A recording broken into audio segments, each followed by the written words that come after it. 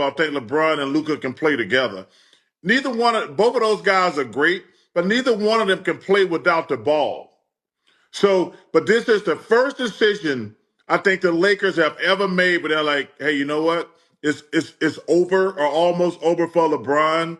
We've got to do something for the future. And that's what they did, in my opinion. So what do I expect from the Lakers now that the trade deadline is finally here? Kind of a lot, actually.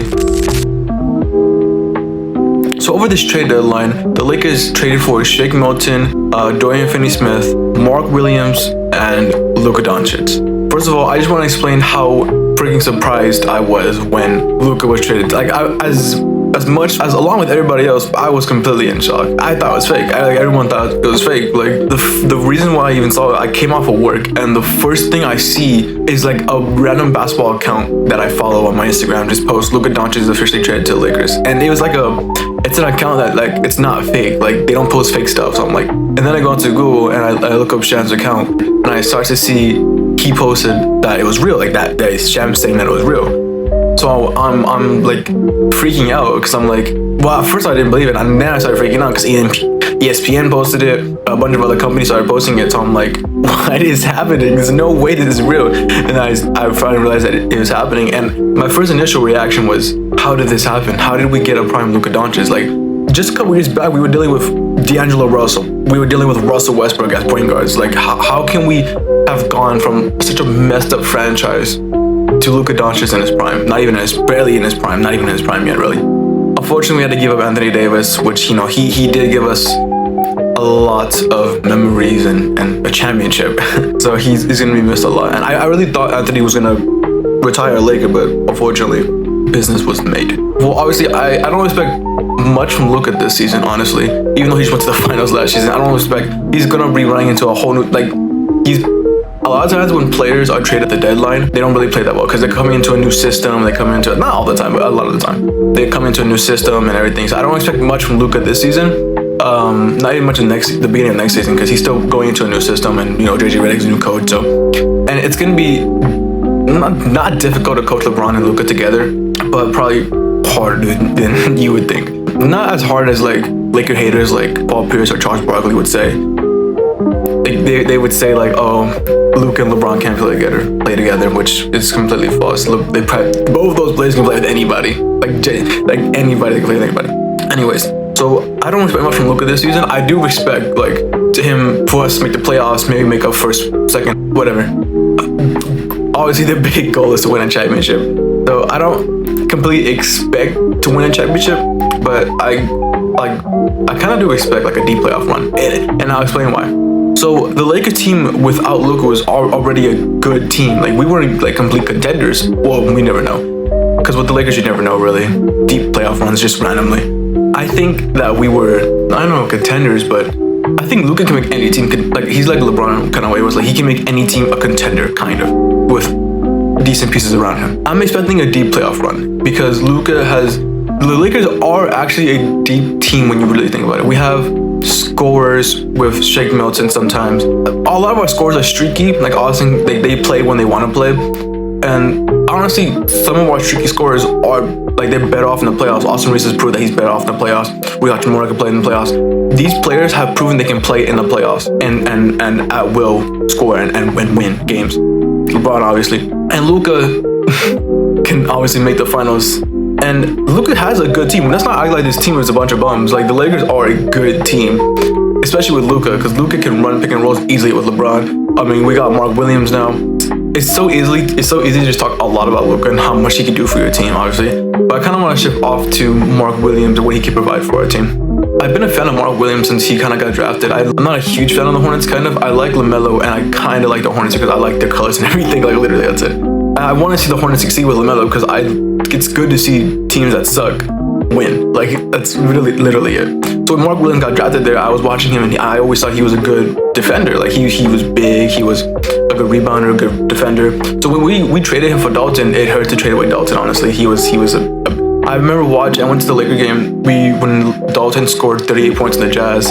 He was literally like, to see him shoot and to see him like just score at will and just like run around screens, it was so beautiful to see. Unfortunately, Dalton wasn't that great of a defender, so we had to ship him off. but I'm gonna miss Dalton. Not as much as I'm gonna miss AD, but Dalton's gonna be missed. He could have provided a lot for our team. Our center situation still isn't the greatest, but I feel like Luka could still work with that. It's gonna be different coming off of Lively and Gafford. Those are two great defenders that help Luka a lot, cover him a lot. But Mark Williams is still a great defender. The only thing I worry about him is with his health, because I swear the last 2 seasons he hasn't been healthy, but he's been healthy this season. He's actually really good numbers. So hopefully he can provide some of the same double-doubles for our team, because we desperately need rebounders. Like, I don't think Mark is reliable either, but he's definitely an upgrade from Jackson Hayes. A couple other guys I kind of want to mention. Max Christie, he's going to be missed completely, because I loved Max Christie coming out of college. I saw him get drafted, and I thought he was going to be a good 3-and-D player for us. He was really a development player when we drafted him, and I liked him more than Jalen Hood-Schifino. So. And I was really excited to see, because I liked his form, I liked the way he shot, I liked his defensive abilities, he had a good wingspan. I thought he was able to bring a lot to our team, especially as a young player. And now, this season, JJ Redick finally started using him correctly. He gets shipped off. And he's played a couple games with the Mavericks recently, and he's dropped like 15 in both games. So I really do hope the best for Max, and hopefully he plays well with the Mavericks. Same with Anthony Davis. A couple other players I want to mention. Shake Milton. I don't know how much minutes he'll get this season, but I feel like he'll be a good key player off the bench to just score like a little spark plug off the bench. That's what I expect from Shake Milton. Dorian Finney-Smith.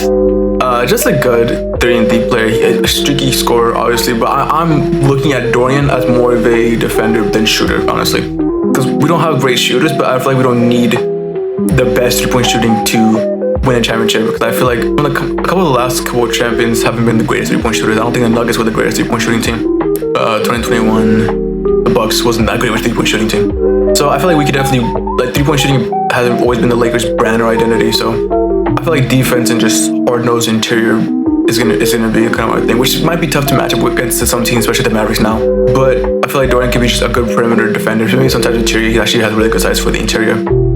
He could be a really good perimeter defender and just, hit a couple threes for once in a while. So that was a good pickup. And all in all, the Lakers had the greatest trade deadlines in history, honestly. So, but I'm not expecting like a championship, honestly. I would love that, but I don't expect it. I kind of do expect the Western Conference Finals run though. At least some, like maybe second round or Western Conference Finals. It's gonna be tough to beat OKC, even though Luka just beat them last year. But of course they improved. Hopefully, if we match up against OKC in the WFC in the Western Conference Finals, we can take it to 6 or 7. But hopefully a championship is what comes out of this. And Luka's 1.5 years with this. But yeah, that's kind of what I expected. So yeah, this is my first ever video posted on this account. Usually this account was made for like just shorts, honestly, but YouTube has been kind of screwing me over recently. So I'm gonna be posting more basketball content and like talking and just yapping, since I love talking and yapping. And so yeah, hopefully I might do other expectation videos for other teams like the Hornets or like the Spurs or whatever. So obviously if the Lakers is gonna be my first team I talk about, since I love the Lakers. But yeah, just let me know you guys want to see more of this content and everything, or if you guys want me to talk about anything else or whatever, or get to know me more or whatever. But yeah, I'll see you guys in the next video. Bye.